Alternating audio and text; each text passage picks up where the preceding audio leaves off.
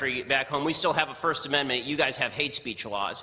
You have a criminal code of Canada advocating for penalties of up to 2 years in prison for inciting hatred against an identifiable group, which is insanity, since obviously there is no great legal definition of any of these terms. They are all far too broad.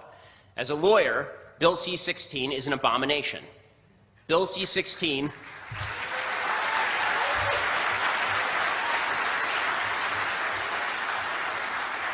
which the sponsors of the bill themselves, some of them have said, that it really shouldn't be a problem because, after all, if you make a mistake and mislabel a transgender person, that's okay. But if you do it intentionally, then you can be prosecuted under Bill C-16. I mean, this is a violation of basic free speech principles. It's also a basic violation of science. And we have now come to the point for the left where science itself is an obstacle to their agenda. And that's why you see on campus Professor Peterson being ripped up and down by University of Toronto for failing to properly abide by the idiotic strictures of an anti-scientific program that denies biology in favor of subjective self-measurement. Okay, you see Professor Peterson receiving a letter from the Dean of the Faculty of Arts and Science and the Vice Provost for Faculty and Academic Life stating that his refusal to call men women is, quote, contrary to the rights of those persons to equal treatment without discrimination based on their gender identity and gender expression, and they called Professor Peterson's decision to abide by biology unacceptable, emotionally disturbing, and painful for some students, and they threatened him with violating the Ontario Human Rights Code. Now, it is worthwhile mentioning that when it comes to the sort of speech codes that are used up here and are used on your campuses, they only seem to apply to certain groups in the hierarchy of victimhood. So Jews seem to be left out of this particular situation. Over at York, anti-Semitic propaganda has become all the rage, with boycott, divestment, and sanctions endorsed by multiple professors. BDS is, of course, a pure form of anti-Semitism, unwatered down and undiluted, despite all attempts to mask it. The York Federation of Students has formed an official alliance with the Students Against Israeli Apartheid. And there is, of course, the mural at the Student Center that showed a Palestinian man holding rocks and gazing at a Jewish settlement. According to B'nai B'rith, high school students who visited York were told they didn't understand victimhood because they were Jewish. All of this stuff is okay. But if you say that a man is a man and a woman is a woman, and you can't magically change from one to the other, you can't just pop a man into the woman machine and they come out like a star-bellied Sneetch from Dr. Seuss. If you say that, then all of a sudden you're violating hate speech rules in this country and on your campuses. None of this is rare in America either, obviously.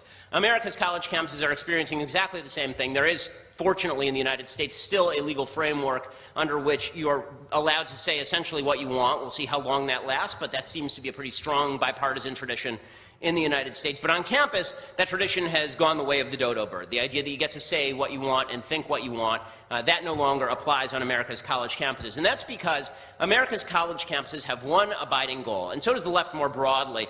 The college campuses are sort of just the tip of the spear. That abiding goal is equality of outcome, not equality of rights, not equal access to opportunity, equality of outcome. That's all that matters. All that matters is that we all end up in the same place. If somebody on the left sees somebody with $5 and sees somebody with $1 in the same room, they immediately assume the person with $5 had best give a couple of bucks to the guy with $1 because he clearly somehow stole from him. Right? Equality of outcome is all that matters. Now, America's founding fathers believed in equality of rights. They believed that we are all born equal in our rights, that God has provided us with certain inalienable rights that we can't give away, and that no one else has a right to impede upon. But that's not how the left thinks. The left thinks in terms of this equality of outcome. And the problem is the real world doesn't provide equality of outcome because, number one, we all start with different capacities. Right? Some of us are smart, some of us are stupid, some of us are tall, some of us are short, some of us have logic, some of us are protesters at college campuses.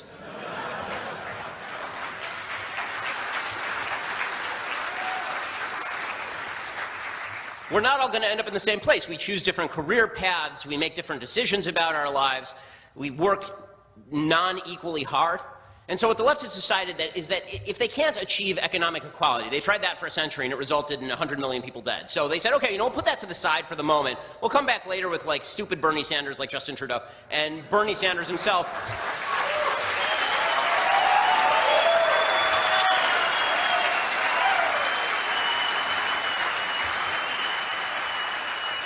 and we'll talk income inequality, and then we'll talk about social democracy, and then eventually we'll sort of start inching our way back toward the confiscation of wealth at point of gun. But while we do that, in the short term, at least we should have equality of feelings, and that we can do immediately.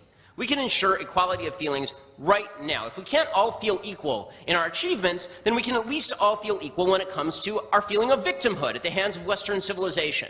And the best way to do this is set up the hierarchy of intersectionality.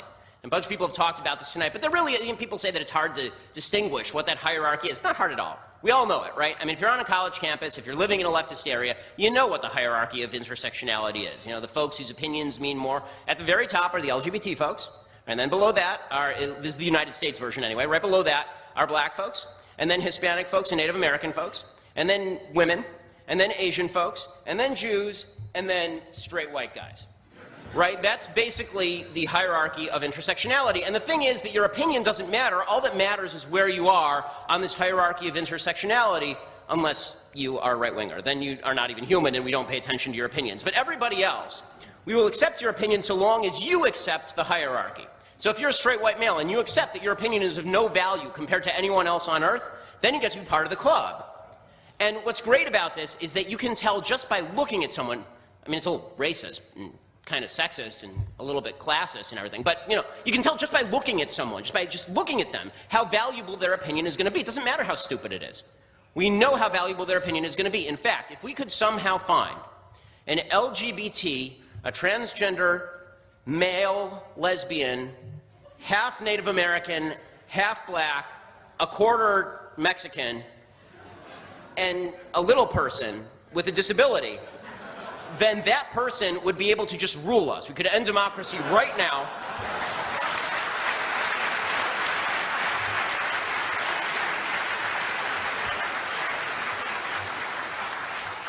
This person would immediately become king or queen. I don't want to be gender specific, and this would be the final. No more voting, no more debate. This person has the ultimate opinion because this is the ultimate victim of this evil Western civilization that must be torn down piece by piece. And the bargain for people is pretty simple. You get to feel good about yourself even if you haven't done anything in your life.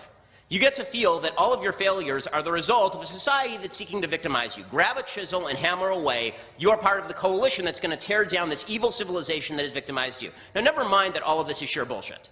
Right? Never mind that none of this makes any sense. Never mind that when people talk about white privilege, in the United States it doesn't make sense for a variety of reasons, including the fact that the majority of people on welfare in the United States are white, including the fact that the people with the highest average household income in the United States are Asian, which is weird. I mean, like, Koreans didn't write the Constitution, right? So is it Korean privilege that's causing all of this in the United States, or is it just possible that we have a free system and people who work really hard do really well in the United States under a free system? None of it makes any sense, but it makes everybody feel really good. And that feeling of victimhood is empowering to people. It's not empowering them to do anything useful. It doesn't empower them to work harder because, in fact, if they work hard and they succeed, they've actually undermined their entire argument. If they work hard and they succeed under this cruel, oppressive system that was supposed to keep them down, then how do they make the argument it's a cruel, oppressive system that was supposed to keep them down? It makes it kind of difficult. But it does give them a feeling of achievement just for being there. And the way that they protect this is by preventing anyone else from thinking or speaking. And so they use language like white privilege, and then they use the microaggression culture. Now, the microaggression culture is specifically designed to make people into mewling babies. That's what microaggression culture is designed to do. So microaggressions, as you all know, because most of you are college students, microaggressions are this idiotic notion that if someone says something to you that you find insulting, mind you, it doesn't have to actually be insulting, but you find it insulting, subjectively. Right? If you find it insulting, then you have been microaggressed. Something deeply evil has been done to you, and you have every right to be upset and angry and blame the system and cry about it. Right? That's what and we have to ban them. We have to do everything we can to wipe that out of people. We have to have diversity training so that people must never speak. We become like a monastery from the 14th century. You just sit around and you stare at each other. But it's all pretty because it's ethnically diverse, but it's really quiet. That's what microaggression culture is designed to do. These small actions or word choices, as Jonathan Haidt over at The Atlantic says, that seem on their face to have no malicious intent, but that are thought of as a kind of violence nonetheless. Now, what's dangerous about this is not just the attempt to silence, it's the language itself. So microaggression is not just something insulting. When I was growing up, we didn't have this stupidity. I'm not that much older than you guys, but we didn't have this stupidity even 10 years before you were born. You know, we just used to call it an insult. And then we were told to grow up because people insult each other. But the microaggression language is different, because microaggression language suggests that there is an actual aggression taking place. Something aggressive has been done to you. Never mind that it wasn't purposeful. Never mind it wasn't even accident. Never mind maybe never even happened. The bottom line is something aggressive has been done to you. And you know what aggression calls for? It calls for an aggressive response.